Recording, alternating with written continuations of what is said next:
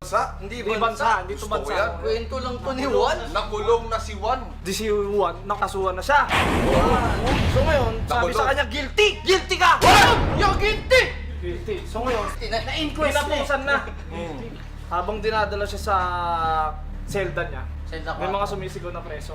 Number 17! Pag sigaw ng number 17, nagtatawa ng lahat ng preso.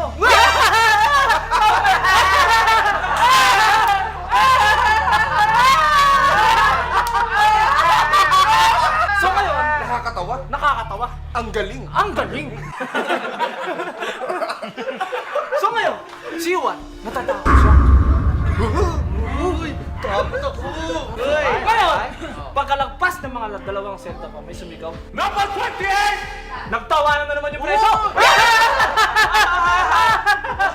Ngayon, dumating na siya sa preso niya. Dumating na? Sa preso na? Dumating. Dumating!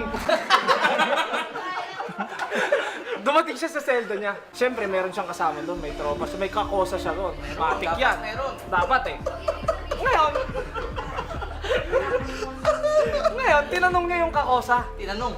Tinanong. Tinanong? Sabi ni Juan sa kakosa niya, bakit pag may sinisigaw silang number, nagtatawanan sila? Uy, Bakit nga? Ano? Kasi nagtaka siya eh.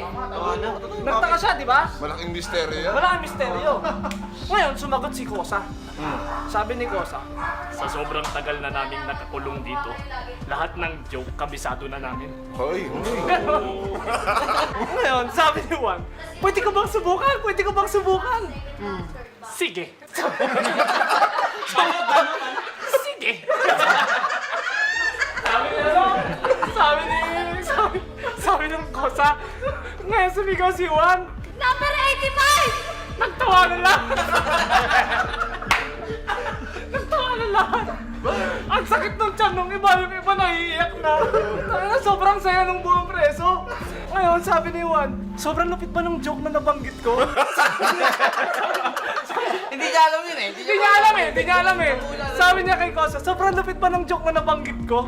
Tapos sabi ni Kosa, hindi ko alam pre, ngayon ko lang din narinig.